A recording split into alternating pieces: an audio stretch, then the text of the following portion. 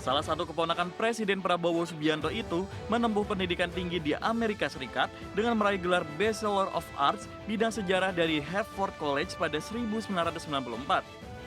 Pendidikan pasca sarjananya ditempuh di Johns Hopkins University.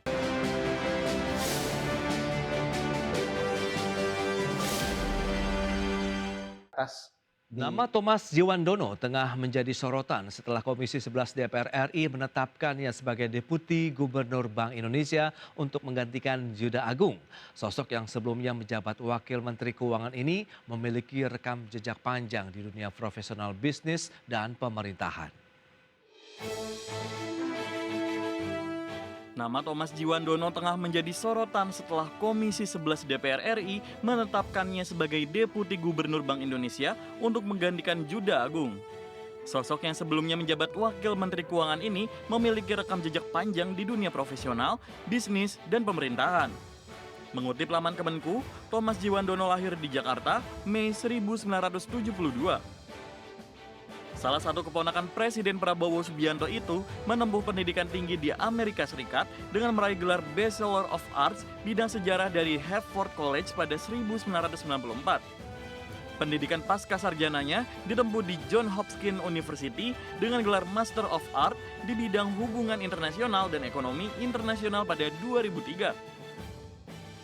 Karir profesional Thomas dimulai dari dunia jurnalistik pada 1993. Ia sempat menjadi wartawan magang di majalah Tempo, lalu bergabung sebagai jurnalis di Indonesia Business Weekly pada 1994. Selepas itu, Thomas beralih ke dunia keuangan. Ia pernah menjadi analisis keuangan di NatWest Market Jakarta pada periode 1956 sampai 1999, kemudian melanjutkan karirnya sebagai konsultan di Castle Asia pada 1999 sampai 2000. Perjalanan karirnya berlanjut ke dunia korporasi. Pada 2004, Thomas bergabung dengan Komeksindo Internasional dan meniti karir dari Direktur Pengembangan Bisnis 2004 sampai 2008, Deputi CEO 2008 sampai 2009, hingga menjadi CEO pada 2010 sampai 2024. Ia juga menjabat sebagai Deputi CEO Arsari Group pada periode 2011 sampai 2024. Di bidang politik, Thomas tercatat sebagai Bendahara Umum Partai Gerindra sejak 2008. Masuk ke pemerintahan, Thomas pertama kali dilantik sebagai Wakil Menteri Keuangan pada 18 Juli 2024 di era Presiden Joko Widodo. Ia kemudian dipercaya kembali menjabat Wakil Menteri Keuangan di Kabinet Merah Putih pemerintahan Presiden Prabowo Subianto dan Wakil Presiden Gibran Rakabuming Raka dan dilantik pada 21 Oktober 2024. Kini, setelah mengikuti fit and proper test di Komisi 11 DPR RI, Thomas Jiwandono resmi dipilih menjadi Deputi Gubernur Bank Indonesia. DPR menilai pengalaman panjangnya di sektor fiskal, keuangan, dan korporasi menjadi modal penting untuk memperkuat sinergi kebijakan moneter dan fiskal di Bank Indonesia. Tim Liputan, IDX Channel. Ya, pemirsa, PT Bank Tabungan Negara Persero Tbk menargetkan pertumbuhan laba bersih mencapai 20 hingga 22% pada akhir tahun 2026. Target optimistis ini didorong oleh kondisi neraca keuangan perusahaan yang dinilai semakin sehat setelah penyelesaian kredit bermasalah masa lalu.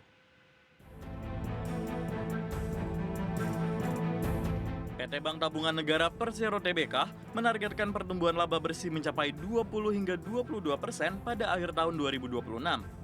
Direktur Utama BTN, Nixon Napitukulu, menyatakan perseroan berani memasang target laba tinggi karena masalah kredit masa lalu telah diselesaikan.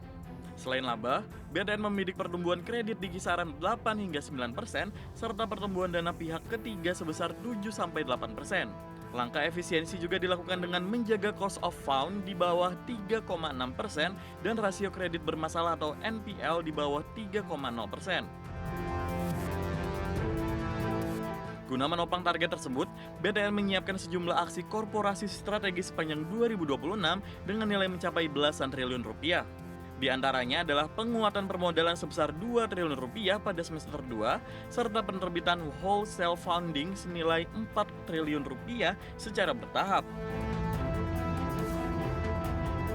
Tak hanya penguatan modal, BTN juga berencana melakukan ekspansi melalui pembentukan anak usaha baru. Perseroan akan mendirikan anak usaha asuransi umum dengan modal 250 miliar rupiah serta perusahaan pembiayaan dengan nilai investasi mencapai 3 hingga 5 triliun rupiah.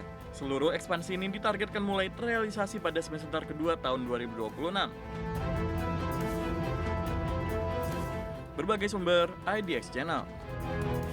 Emiten yang dikenal dengan pengembangan properti ikonik dan mixed use di sejumlah kota utama, PT Indonesian Paradise Property Tbk kini memacu ekspansi bisnis dan memperkuat portofolio sebagai strategi utama menyongsong tahun 2026 berdasarkan capaian kinerja positif di sepanjang tahun 2025 yang memberikan momentum baru bagi pengembangan masa depan perusahaan. PT Indonesian Paradise Property Tbk kini memacu ekspansi bisnis dan memperkuat portofolio sebagai strategi utama menyongsong tahun 2026. Manajemen INPP menyatakan bahwa kinerja pertumbuhan sepanjang 2025 terlihat solid, didukung oleh kontribusi positif dari penjualan properti dan investasi strategis, termasuk proyek Antasari Place di Jakarta Selatan yang hampir rampung diserahkan, serta perluasan 23 Pascal Shopping Center di Bandung yang turut memperkuat dasar pendapatan perusahaan.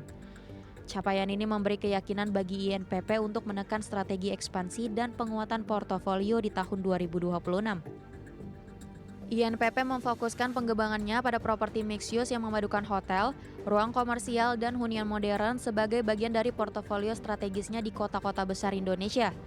Selain Antasari Place dan 23 Pascal Extension, perusahaan juga menyiapkan proyek mixed use di Semarang dan Balikpapan yang masing-masing diharapkan menjadi katalis baru dalam menarik segmen konsumen dan tenan berkualitas. Strategi bisnis INPP tidak hanya soal perluasan proyek baru tetapi juga penguatan recurring income dari aset komersial yang sudah beroperasi.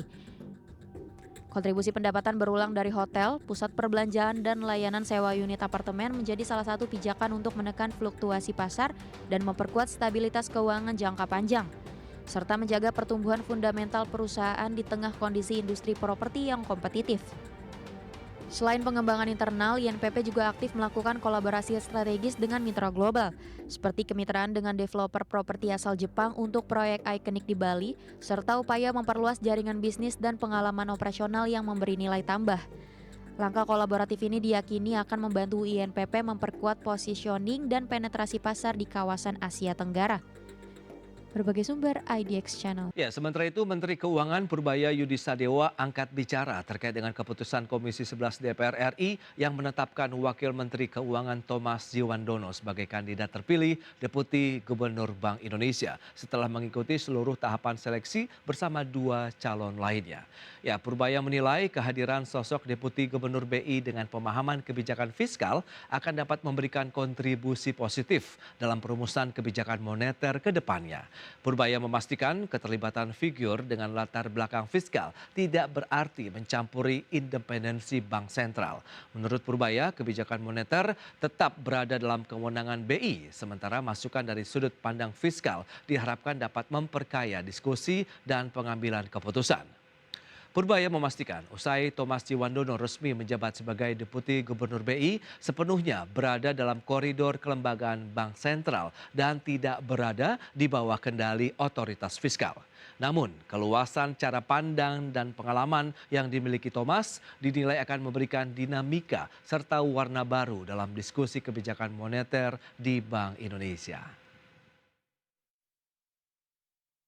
Harapannya ya dia bisa menjalankan kebijakan memberi masukan yang kuat dalam kebijakan moneter yang juga turut memasukkan concern di fiskal. Jadi bukan berarti kita akan orang bilang katanya di Tempo ya fiskal menguasai moneter, enggak kan beda. Setelah di sana ya dia di sana, saya nggak bisa ngendaliin dia. Cuma kan kalau pemikirannya lebih luas dia bisa memberikan warna yang berbeda ke diskusi.